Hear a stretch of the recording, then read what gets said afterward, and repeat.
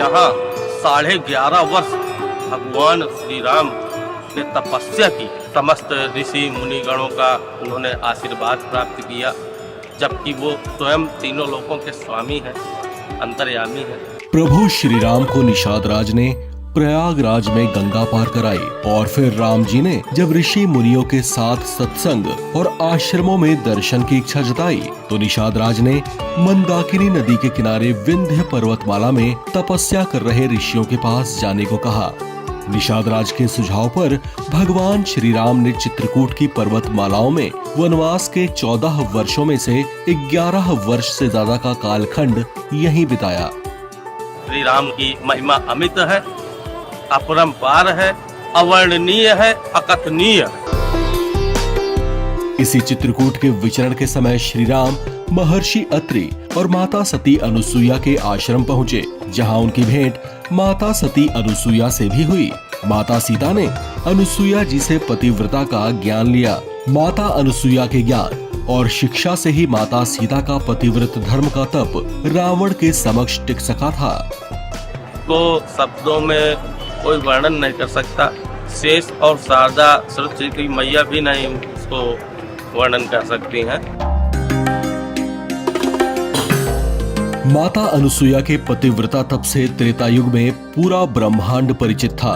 उसी कालखंड में तीनों देवियों को इस बात का अभिमान था कि समस्त लोकों में उनके समान पतिव्रता कोई नारी नहीं हो सकती।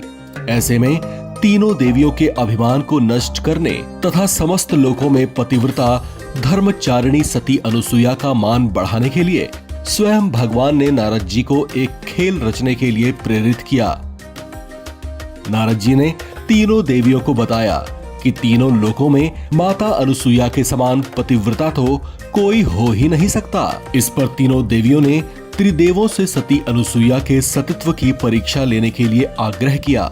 एक निश्चित समय पर जब महर्षि अत्रि अपने आश्रम में नहीं होते थे, उसी समय ब्रह्मा, विष्णु तथा महेश तीनों देव मुनि भेष धारण किए हुए आश्रम पहुंच गए। अतिथि के रूप में आए हुए त्रिदेवों का सती अनुसुईया ने हाथ जोड़कर अभिनंदन किया और भोजन परोसते हुए उन्हें विराजने को कहा, लेकिन त्रिदेवों ने इसे अस्वीकार कर दिया। माता सती अनुसुईया ने चिंतित मन से स्वागत अभिनंदन अस्वीकार करने का कारण जानना चाहा, तो मुनियों ने कहा, देवी, हम उसी स्त्री के हाथों से अन्न और जल ग्रहण करते हैं जो बिना वस्त्र धारण किए हमारा आतिथ्य स्वीकार करती हैं। ये सुनकर माता सती ने सतीत्व की शक्ति से देख लिया कि मुनियों के भेष में आए हुए ये तीनों त्रिदेव हैं। फिर माँ अनुसुईया ने कहा, रुकिए मुनिवर, मैं बिना वस्त्र धारण किए आप सबका आतिथ्य करूंगी। माता अनुसुईया ने वहीं पे गाना गाया था, माता अनुसुईया ने डाल दियो पालना, झूल रहे तीन देव बन करके लालना। सती अनुसुईया ने तत्काल प्रार्थना की और मन से कहा, हे मेरे इष्ट देव, यदि मैं सच्ची पतिव्रता हूँ तो आप तीनों ही इसी क्षण 6 माह के नन्हे शिशु बन जाएं। माता अनुसुईया के इतना कहते ही त्रिदेव नन्हे नन्हे शिशुओं के रूप में बदल गए और माता अनुसुईया ने वस्त्र रहित होकर एक माँ की भांति उन्हें स्तनपान कराकर आश्रम में ही सुला दिया। जब कई दिनों तक तीनों देव अपने लोक को नहीं लौटे तो देवियां चिंतित हुईं। नारद जी से त्रिदेव का पता पूछा और माता अनुसुईया के आश्रम पहुंच गईं, जहां पर तीनों शिशु रूप में लेटे पतियों को पहचान नहीं पाई। जिसके बाद माता सती अनुसुईया से क्षमा मांगी और मूल रूप में देवों को लाने की प्रार्थना की। जिसके बाद जल छिड़कते ही तीनों वापस मूल रूप में आ गए। तीनों देवियों ने माता के सतीत्व को स्वीकार कर लिया। भगवान राम वनवास के दौरान इसलिए माता अनुसुईया के आश्रम सीता जी को लेकर आए थे, जहां अनुसुईया जी ने सीता जी को शिक्षा दी कि आदर्श पत्नी का पति के लिए व्यवहार कैसा होना चाहिए। सीता जी से कहा कि नारी का व्रत और धर्म एक ही है और वो है मन से पति की सेवा करना।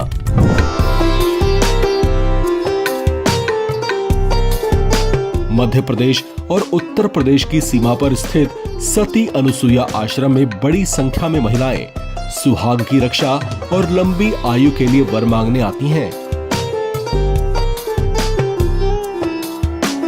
यहाँ का महत्व बहुत बड़ा है।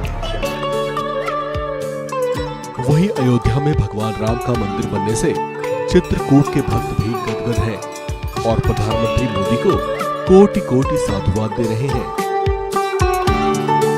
ये राम मंदिर कोई चुनाव का मुद्दा नहीं है, ये पूरे हिंदू राष्ट्र के लिए एक बहुत खुशी की लहर हो चुकी है। मोदी जी ने हमारे राम जी के भक्त श्री हनुमान जी से जैसा काम किया है, विगत 500 वर्षों में जो हमारे हिंदुस्तान की जनता और हमारा सनातन धर्म चाह रहा था कि अयोध्या में भव्य राम मंदिर का निर्माण हो। बड़ी खुशी की बात है, उन्हीं के हाथ से शिलान्यास हुआ।